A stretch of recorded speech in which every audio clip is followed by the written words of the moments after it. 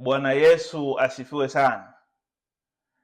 Nimepata neema hii ya kukutana na wewe tena katika kipindi chetu, na somo letu la leo tumelipa jina kwa sababu Yesu amesema.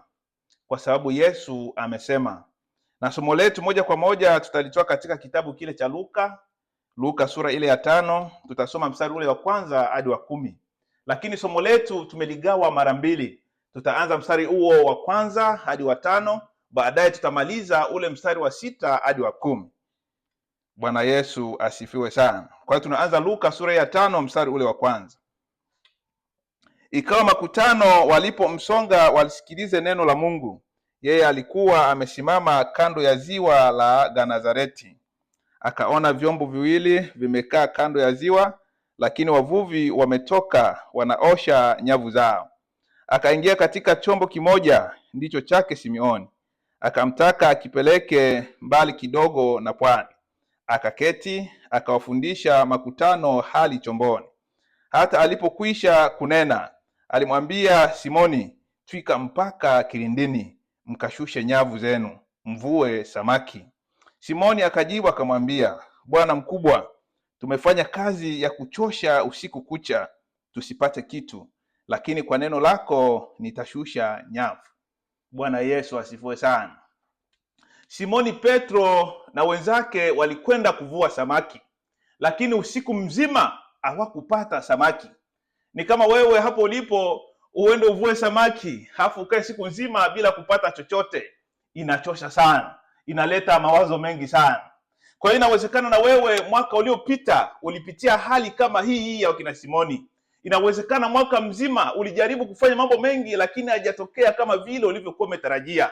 Lakini kitu kizuri ambacho kiko hapa, Yesu Kristo alipoingia chomboni mwao, walipata samaki wengi sana, hadi nyavu zikaanza kukatika. Kwa hiyo tunapokwenda kumaliza mwaka huu, usisikilize adui anasema nini, kwa sababu Yesu Kristo tayari ameshaingia kwako. Ni jambo tu la wewe kuamini kwamba Yesu Kristo tayari ameshaingia katika jambo langu. Na kitu kizuri, umekuwa na subira, umekuwa na matumaini, kama vile Simoni Petro alivyokuwa na matumaini. Akamwambia Yesu Kristo kwamba tumefanya kazi ya kuchosha usiku kucha bila kupata kitu, lakini kwa neno lako tutashusha nyavu. Sio kwamba tuna nguvu, hapana, lakini kwa sababu Yesu umesema. Bwana Yesu asifiwe sana. Na sio mtu mwingine ambaye ametuambia tushushe nyavu, wala sio serikali imetuambia, wala sio Luka ametuambia tushushe nyavu, wala sio Mathayo.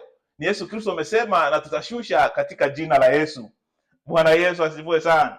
Kwa hiyo tuenda kumaliza somo letu moja kwa moja na ule mstari wa 6 hadi wa 10. Tunasoma Luka sura ile ya 5, tumesoma mstari wa kwanza hadi wa 5, tunakwenda kumaliza wa 6 hadi wa 10. Basi walipofanya hivyo walipata samaki wengi mno, nyavu zao zikaanza kukatika. Wakapungia mikono washirika wao waliokuwa katika chombo cha pili waje kuwasaidia. Wakaja wakavijaza vyombo vyote viwili hata vikataka kuzama. Simoni Petro alipoona hayo akaanguka magotini pa Yesu akisema, ondoka kwangu, kwa kuwa mimi ni mtu mwenye dhambi Bwana. Maana alishikwa na mshangao, yeye na wote waliokuwa pamoja naye, kwa sababu ya wingi wa samaki walioupata. Na kadhalika Yakobo na Yohana wana wa Zebedayo waliokuwa washirika wa Simoni.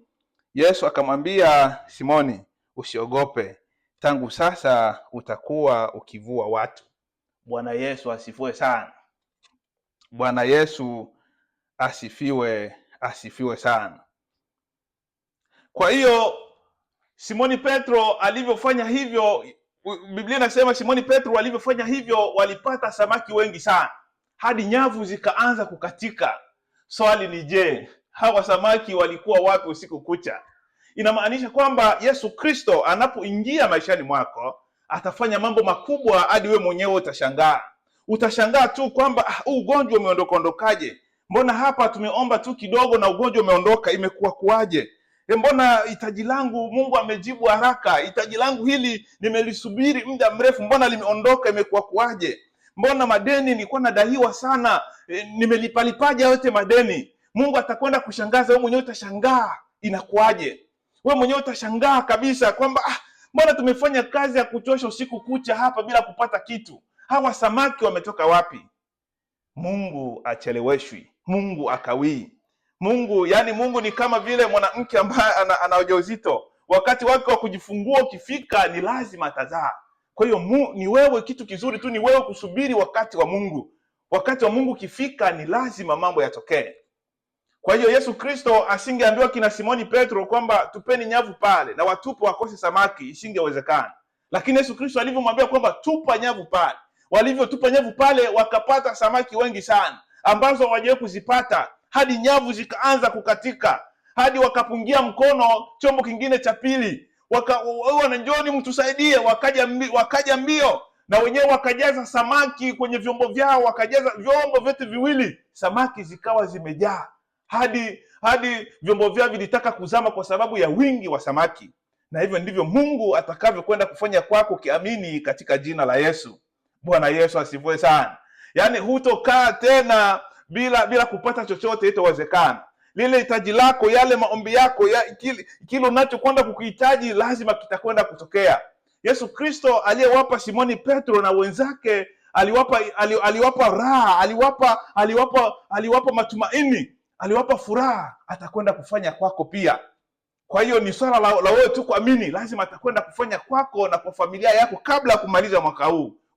Kuona matendo makubwa ya Mungu akitenda kwako katika jina la Yesu. Kwa hiyo Yesu Kristo anapokuja neno lake aliji bure. Anapokuja, kama kuna tatizo lazima iondoke na iwezi kurudi tena, kama vile ilivyokuwa kwa kina Simoni. Tatizo lile lilikuwepo, lakini Yesu alipoingia pale tatizo lile likaondoka. Na Yesu Kristo ndiye atakavyokwenda kufanya kwako. Na ndio maana ukisoma sura yote nzima, hii sura ya 5 hii ya Luka, utaona jinsi walivyobarikiwa, na hivyo ndivyo itakavyokwenda kuwa kwako kama neno linavyosema. Kwa hiyo Yesu sasa anasema nenda uangaze, wakati ni sasa, nenda uangaze. Kwa hiyo pokea baraka sasa za mwezi wa kwanza hadi wa mwezi wa 12. Pokea baraka kwako na kwa familia yako, na iwe kwako, na Mungu akubariki sana.